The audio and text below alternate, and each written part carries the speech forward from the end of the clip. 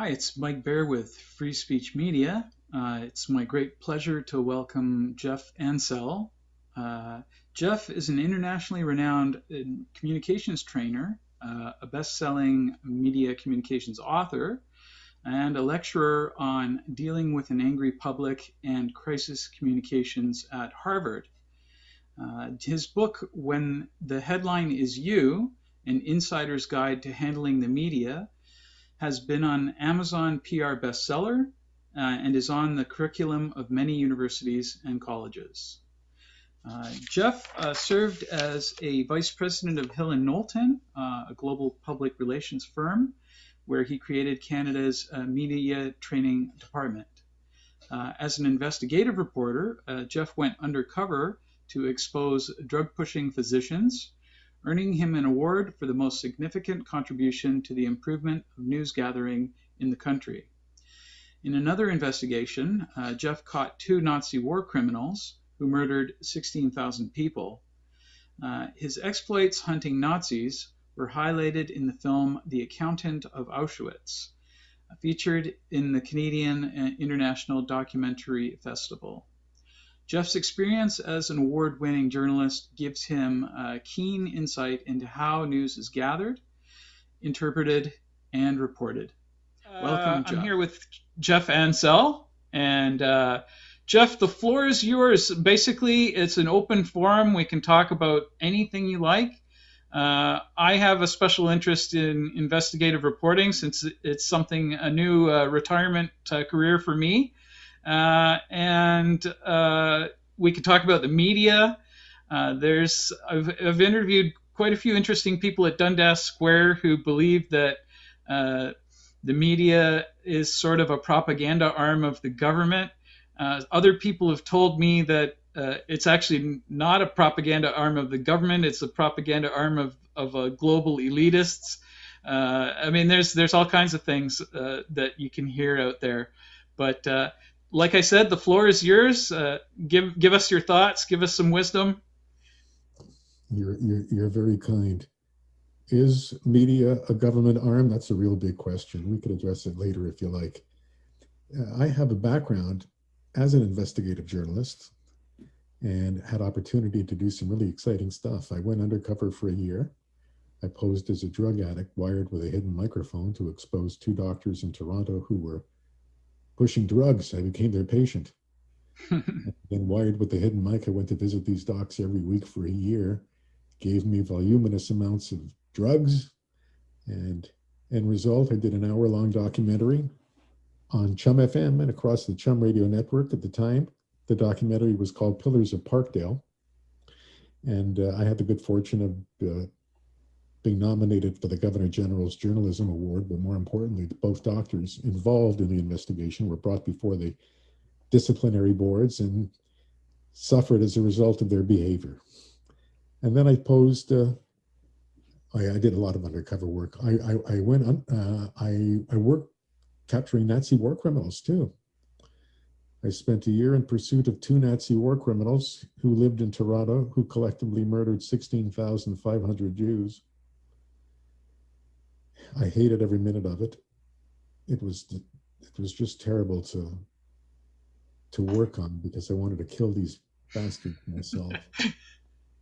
The end result was one of the Nazis was extradited to Germany for trial, and the other outcome was the article you see behind me was in the final issue of Today magazine on war criminals. It was the cover story, and it told of how easy it was for Nazis to infiltrate Canada, while the victims of the Nazis themselves had to stay in displaced labor camps after the war.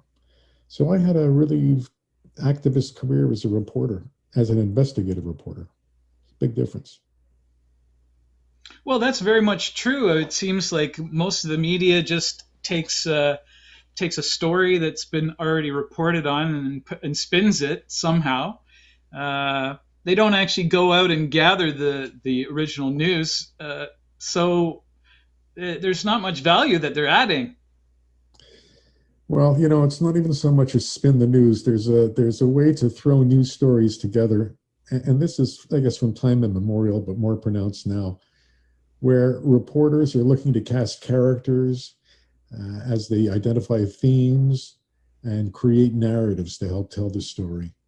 And these days, anytime you want to spend some time with me going through the newspapers, we can go through them together. It's a predictable cast of characters. If it's a good news story, you want to come across as a thought leader, a visionary, a change agent, trailblazer, and so on and so forth. But in stories with a negative slant, you're either competent or incompetent. You're either smart or stupid. You're either good or evil. Ain't nothing in between. It's either black and white. There's no color gray. And so the media are quick to paint by numbers as they identify the characters in their narrative.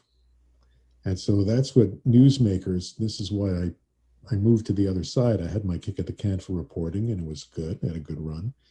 But I realized it's not a level playing field here, because the dynamic of communicating with media represents a very unnatural dynamic. It's got nothing to do with everyday conversation or how smart you are or how quick you are on your feet.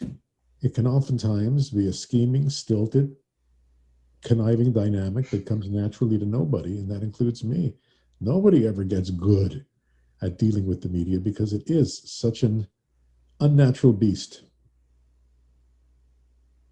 I'd have to agree with that. And it seems to have become more and more unnatural as time has gone on. I mean, the respect and admiration that the public used to hold for news reporters, like journalists, is evaporated. It's gone. What happened? Well, cutbacks in newsrooms. A lot of journalists are gone. That's just the way it is. That's why you'll see publications like Newsweek and so on, and like the National Post, especially on weekends, going heavy on comment, which is timeless usually, or undated. It doesn't have to appear in today's paper. And people, the media have tended to, with great respect, dumb down the news. They have a lot of competition these days from many, many platforms. And so in order to penetrate the media filter, they create narratives that are so simple that anybody can understand. There was another point I was going to make. It'll come back to me in a second, Mike. Oh, no problem. Now, I had one gentleman tell me that he believes that the public is addicted to negative news, and the media is just feeding them what they want. Well, it's a shame. It's the reason I left news, and I wrote about this in my book. The reason I left the world of news was because I was anchoring at 6 o'clock one day here in Toronto on City TV, and we had no lead story. All we had was a stabbing victim, which is a terrible event, but it's not a lead story in a major market TV station. And so at 10 to 6 one night in August, the assignment editor got on the loudspeaker in the newsroom and announced to all, good news, we have a lead story. The stabbing victim died. And the newsroom erupted in a cheer. Oh, jeez. And that's the day I quit. And what bothers me, and the thought came back to me, Mike, what bothers me is that the media try to tell us how to think. Mm. I don't need to be reminded that President Trump, falsely told people today, tell me the story, then tell me what President Trump said, and I'll decide for myself whether it's false or not. But I don't like the trend, and it's going in a direction that's going to be harmful to society and the next generation.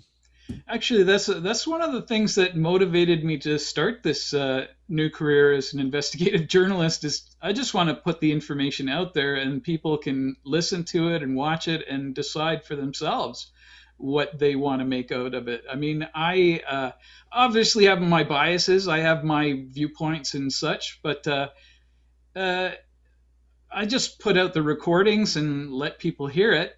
I got my first strike from YouTube yesterday. It was a 6-minute conversation with a gentleman in his 80s at Dundas Square in Toronto. He's part of the civil rights protest. And he basically had quite an interesting message. I guess it would be quite counter to the government message or the media message, which seems to be the same thing. But it was quite interesting that YouTube struck the video claimed it was medical misinformation. Maybe if you have 6 minutes, I could show it to you, and maybe you could make some comments on it if you like. Well, we could do it today. We could do it another time as well. Sure. The media can make something out of nothing. And, these days, everybody is so afraid of being not even quoted out of context. They're just afraid of being quoted. Why? They don't want to be canceled. One thing that dealing with media really requires more than anything is the ability to manage the context of the conversation. And in order to manage the context of the conversation, a person needs to be in control of every sentence that leaves their lips. And that's a learned skill, because you answer a question with 10 sentences, you ain't going to see 10 sentences in the report. You're only going to see the one that fits the narrative that the journalist was looking to slot you into. Now, who's driving the narrative? That's what I'm wondering. One of the gentlemen I interviewed, he said, they say in Russia they have a state-run media, and he said here we have a media-run state. So he thinks it's the media that's driving the agenda rather than the government. Well, the media tends to gravitate to particular political viewpoints. And those viewpoints have been more and more extreme on either side. And so what's missing is something in the middle. And it's very disconcerting, because I'm glad you've created freespeech.ca, because there's no place to go. Well, I actually created a couple more. I got freespeechmedia.ca, and I did get a .com as well, free-speech-media.com. And I'm trying to get freespeechmedia.com as well, but we'll see if the owner will give it up. I don't know. It'll cost. But I'm trying to get the message out there. Present some some different viewpoints, and then people can make up their own mind. But now I think the universities have been tilting towards the left for decades, probably maybe 4 decades now, or longer even, perhaps. And I agree with you. It's becoming increasingly radical, and it seems like almost like 90+% of all the journalism graduates have very, very far left views. Now, how does that work? Like the public is looking for some fair, balanced reporting, and 90+% of all the graduates of journalism are already indoctrinated in far left ideology. This is why perhaps we need to look beyond the mainstream media, because the mainstream media, follow that formula of good or evil, competent or incompetent. And it's very prevalent. And these reporters have a lot of influence with people. And reporters who are on the left side of the spectrum seem to predominate these days. And people are dancing to their tune. Why do you think that is? Why are Canadians so obedient and so submissive? They just do what they're told. That's an interesting question. Well, first of all, Canadians are submissive. That's number one. Number two, in some cases, it's easier if somebody does the thinking for you, rather than you doing your investigating to find out about, Hunter Biden and so on. The media will do it for you, or won't do it for you. Well, actually, let's talk about that for a second. Do you think the media actually sat on the Hunter Biden story until after the election, and they knew full well that it might bring Biden down, and then obviously somebody's got to step in, and that would be, their preferred choice? Yes, I believe that. It was clear. Yeah. I mean, I just, for the life of me, I couldn't understand how they could nominate Biden in the first place. I mean, it's the man is going senile. He's feeble. I mean, he just broke his foot like playing with his dog, or that's the story. And he's about to die. I mean, he's an old man. He's he'll be the oldest elected president, if I'm not mistaken. Uh, yes, and let me say that personally speaking, I wish him well. This is the last generation of leadership at that age, at that level, and no more. Mm-hmm. It's now it's Kamala's turn, and that generation, and so he's the last of the old guard. Now it's interesting to see what's going on. I mean, I think though that in 4 years there's going to be such a big backlash. Uh, if they don't get Trump again, they'll get somebody worse, like somebody even more populist who's willing to just, do things that really haven't been done before. Well, it's possible. There's also an established, GOP that maybe will be a little more on guard in terms of letting their party be hijacked as it was in the 2016. And, now anybody, if he got money and profile, can be president. Look at Mark Cuban. Maybe he'll be president one of those countries. Well, if you can buy enough advertising, I guess you can be president, right? Well, but look at Justin Trudeau. I mean, I don't think Justin Trudeau would have ever been elected if it wasn't for the assistance of the media. I mean, I don't think we've ever had a more unqualified prime minister in the history of Canada, right? I mean, what was his prior experience? A part-time drama teacher? That makes you like worthy of becoming, one of the most powerful politicians in the country? I don't understand that.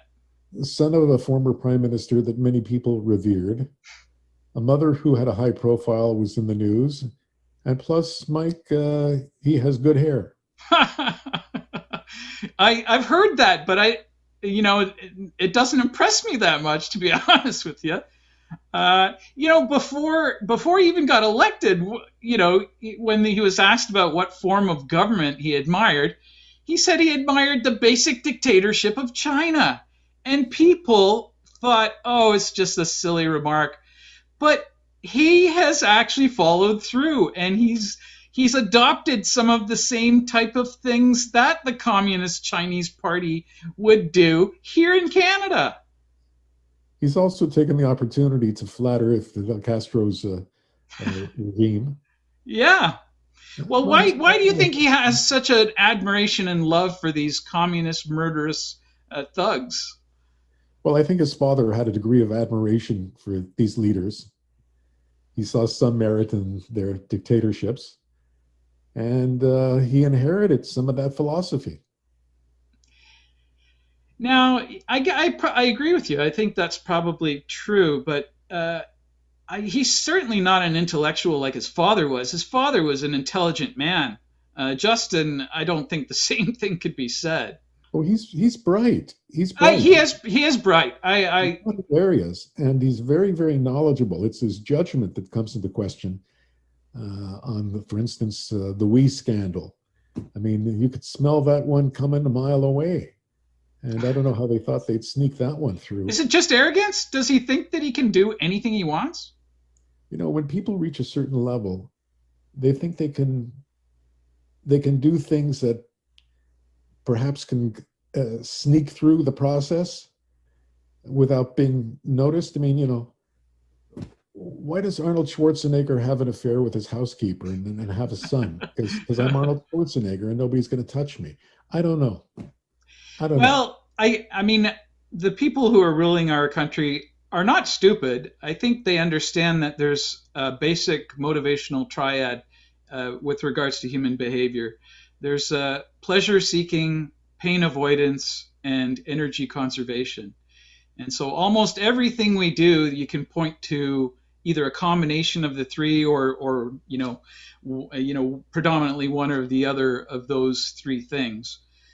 So that there is a lot of ways to explain, what motivates people. But it's usually, for me, it usually ties back to those three things: pleasure seeking, pain avoidance, and energy conservation. I think that's what it's about for an awful lot of people, Mike. Whether we realize it or are able to articulate it or not, that's what we're all looking for. Yeah. Yeah, I agree. So what's your outlook for the future? What do you think is going to happen with Canada and going forward in the next, say, 5 to 10 years? Well, I do think we'll see a change of government. I think we'll see a change of direction. I'm not I'm not sure about our relationship with the United States, given the various differences we have. I am gratified to see the high level of diversity in Canadian politics these days. It's nice to see people from all walks of life participating. And so we're looking forward to an even more diverse country in the next 5 years. If you think it's Well, when I look at the media, I would tend to agree with you. There is increasing diversity, but it's sort of a superficial diversity. It's not a diversity in terms of intellectual diversity or a political philosophy diversity. That is like very like one direction, right? They're all headed in the same in the same boat. So I don't know. I mean, well, it's what a start. diversity based on what? Just your skin color? I'm tired of this kind of this collectivistic attitudes and ideas that no, that's not real diversity. Well, it's a start. It's a start to at least see people of color in more uh, popular, high-profile positions, people of various gender who are being heard, who are having influence as well. I mean, that's a good thing, Mike. I think it's a good thing at the very least. I would agree. I wish we would also include intellectual diversity and Yeah, you know we're here. political diversity in terms of Yeah. something that's important. But that circles back to what we said earlier about how people are afraid to speak out. You say the slightest thing that could come across as racist or anti-gender, and then suddenly you're blackballed. So this is why you don't have that diversity of comment and opinion. But why are people so afraid? Why do they care what other people think about them? Well, Don't they have enough strength in their own core beliefs and their own personality and their own everybody's different. they just need affirmation and they need praise externally? No, I What is think in it? some cases people just need to make a living. Yeah. And if somebody is a speaker or an author and the public doesn't like what they have to say, then their speaking engagements are canceled. They lose money. Mhm. Sales might go up temporarily, but it impacts their bottom line. And that's why people keep their mouths shut. They don't need to be It's defended. I mean, if you look, what's that actor's name? Ricky Gervais. oh If yeah. he, if he doesn't like what you write about him, he'll tell you to screw off. He can do that. Not everybody can do that. Well, actually, you're talking about cancel culture, and I heard a frightening story the other day that there was a woman who was working in a doctor's office, and she started speaking very frankly to the patients about COVID, and the doctors told her, stop, don't talk to people about COVID. Like we are afraid that we're going to lose our license, and they eventually fired her. So I don't know. These doctors, like you said earlier, they seem to be pretty much captured by big pharma. They're like drug dealers for the big pharma now, and the things some of the things they're doing I think are very irresponsible. Forcing children to wear masks, forced vaccinations, these type of things. Yeah, I think that's bordering on child abuse, in my opinion. the guidelines are highly inconsistent across the country and around the world. They really make no sense. No, I mean we've had 40 years of scientific evidence that show that these paper cloth masks for the general public that does nothing to stop the spread of viruses. So they threw 40 years of scientific research out the window when some powerful people decided everyone has to wear a mask. Well, these are the people we voted for, Mike. We got the government we elect. I didn't vote for them. I don't know about Uh, you. uh, yeah, so maybe you're to blame. Well, I guess collectively we are all to blame. We did vote for Trudeau, although I'm not entirely sure how free and fair these elections really are. I mean, we get to vote, but the leadership contests, for the most part, in every single party, I think they're rigged. Well, it's a numbers game, the way we have it set up now. And whoever gets the highest numbers in terms of, votes in the community gets the nomination. That's, that's why it's open to anybody. That's one of the beautiful parts about the process too. That any little kid can be president. Well, it's that's good and bad. I mean, in some respects, I mean, you don't want to have somebody that's completely ignorant of history and totally unqualified like we do right now. Yeah. Yeah. Well, what else can we talk about? What are you passionate about? What are you interested in? What do you how do you see the next generation? Anything you want to talk about. Well, very briefly, Mike, I worry for the next generation. I worry that I worry about their future. I worry about their livelihoods. Everything is changing. I worry about the level of our education for my grandchildren and others. And I worry about the continuing dumbing down of our world and how people are putting up with it and Mm. not fighting back. And when they do fight back, sometimes they pay a price. But as a journalist, like as an investigative journalist, that was my way of righting the wrongs. It's one of the main reasons why I started into this. It's because I something has to change, and people need to wake up, and people need to figure out what's going on. Yeah, I agree with you. I think the yeah, pendulum is swung way too far on one end, and we have to start swinging the pendulum back. yeah. I don't even consider these government schools to be educating the children. They're brainwashing them. They're propagandizing them. It's they can't think critically anymore. You're saying you worry about the future. Everyone I talk to, business owners, they say they can't even hire these people, the young people. They don't want to work, and they can't take directions. They can't think critically. And they So melt. They melt yeah. easily. Yeah. No, the So effort. what have we done to our children? This is insane that they can't. They you say something the slightest bit offensive, and then they have a meltdown. This is not the way the world works. We've They are woefully unprepared for the real world. we've coddled them. We've protected them. We didn't want them to get hurt. When sometimes you need to get hurt and dust off the mud that's on you. And so they were so protected that if somebody suddenly raises a concern, an alarm bell goes off and they have that meltdown. And it's a shame. And parents are largely responsible to a great extent. Well, they are. I do. I agree. I agree. Parents facilitated this kid glove treatment. And so it's something that a lot of households are dealing with. Actually, I was just visiting an acquaintance the other day, and she has a couple of young children, and I mentioned when my daughter was born, I felt like a zombie for the first 8 weeks because the baby didn't sleep for more than 3 or 4 hours at a time. Mhm. And she said, 8 weeks? It's been like 3 years, right? And I'm like, you're doing something wrong. If the kid cries, go and check on them, see if they need a diaper change, see if they're hungry. And if they're okay, let them cry. They're going to cry themselves to sleep, and then they'll have a good long sleep. And so will you.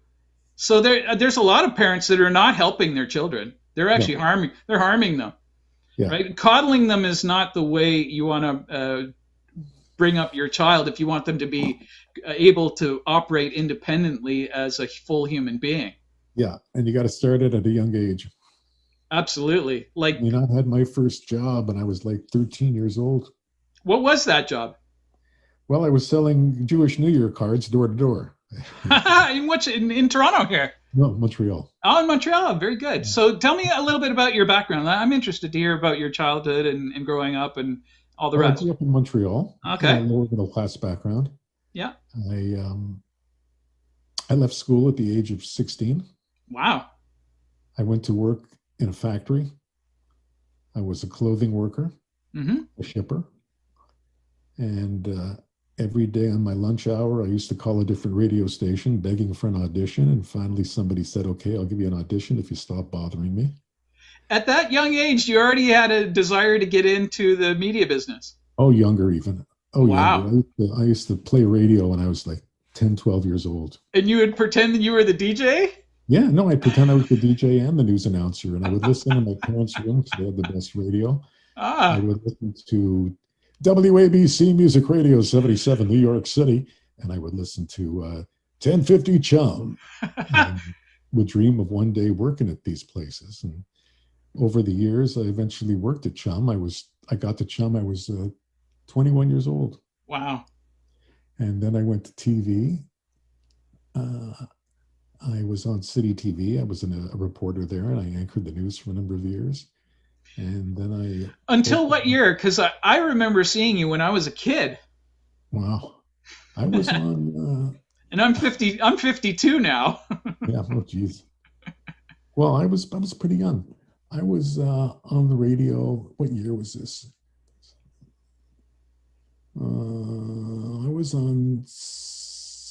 I was on City TV from Chum Radio from 77 to 82, Yeah. and then City TV from 82 to 87. There you go. I think that was it. And then I I went into, yeah. I started university in '87, so Oh, did yeah. you? Bit of a late bloomer or what? No. I mean, I was 18 actually. Sure, that was the age. So that's an opportunity I missed out on. And after I worked at TV, I went into the world of media training. And I went to work for Hill and Knowlton, which is one of the world's largest public relations firms. And I stayed there for about 6 years, and I loved it. And then I opened my own shop, Jeff Ansell and Associates, which I'm still operating. And my focus is in two areas: media and crisis communications and presentation skills. I have a video on LinkedIn Learning, the number 8 video for 2020, number 8 out of 15,000. I It's saw that. That's very impressive. yeah, it was neat. Well, it's helping people all over the world, Mike. So that really gives me pleasure. I get emails every day from India, from Africa, from South America, and I'm very, very, very touched by them. So it's made a difference in people's lives. It's a good video. And I'm not shy in the video to talk about my own frailties and vulnerabilities and the panic attacks I used to have. Mm. I'd be doing a live newscast on TV and radio. I'd have a panic attack. I was about to speak with President Bush on a stage in Texas. He was giving a speech. It was my turn next to give the speech. I had a panic attack just before. So, I mean, I know what it's like to have weaknesses and stuff. So Well, we're all human. We're all human. And these panic and anxiety disorders are very common. Like, people don't talk about it, but a lot of people have them. And yeah, I'm going to write about it, Mike, in my new book, which I've been working on.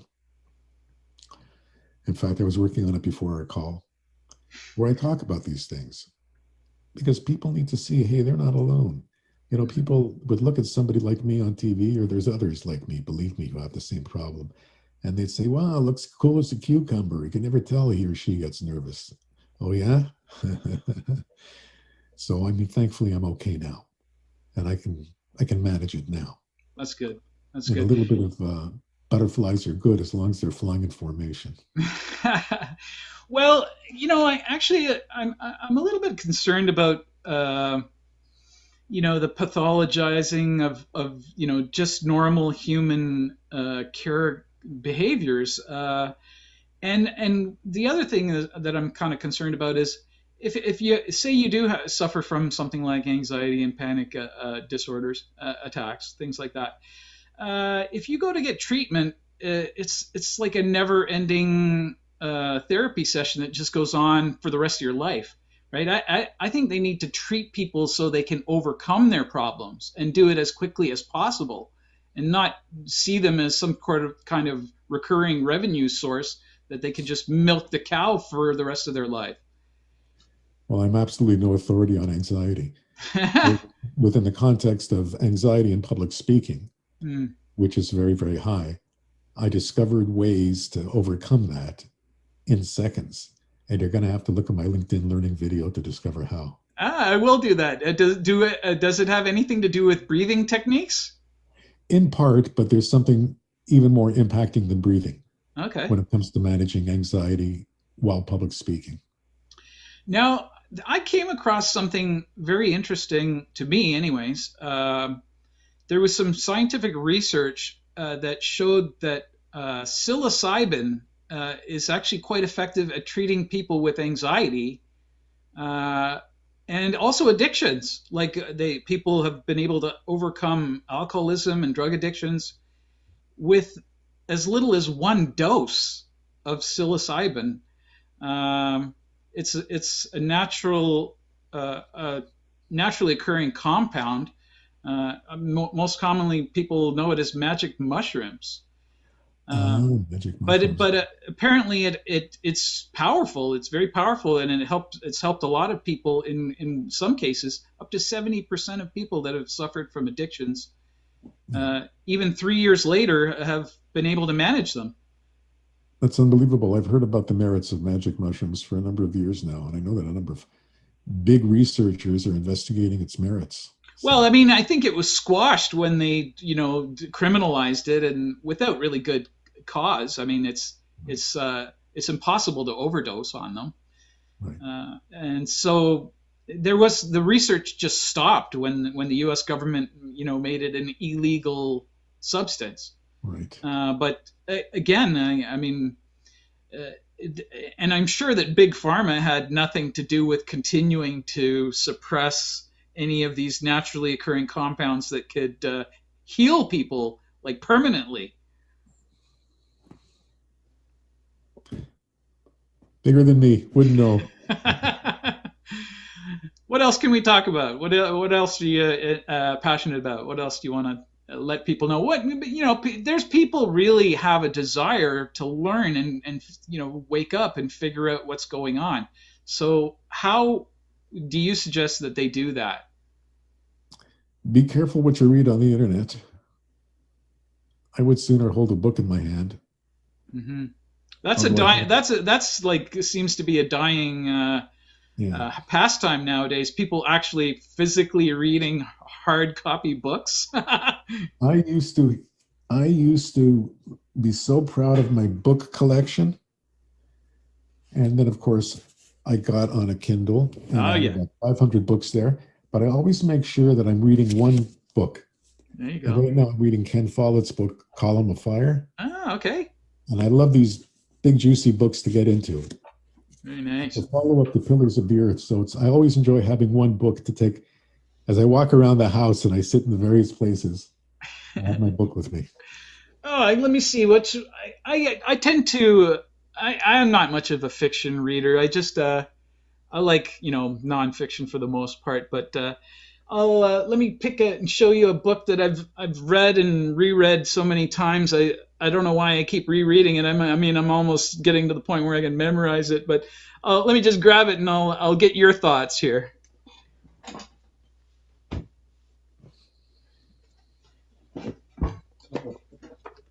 Okay, let me just plug my mic and my monitors back in. There we go. Okay, here's the book. That's interesting. I haven't heard of it. Oh, really? Oh, gosh, you got to read it. It is. It's like Hayek was won the Nobel Prize for economics years and years ago, but this book basically describes what's happening in Canada and around the world. Really, we are on the road to serfdom. It's a unless we can do something to turn the tide, there's, in my opinion, a deeply dystopian future awaiting us.